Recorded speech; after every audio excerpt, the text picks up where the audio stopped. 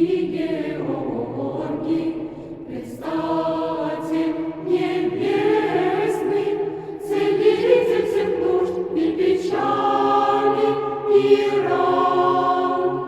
Ты русской державы, защитник чудесный, ты слава героев и вождь христиан.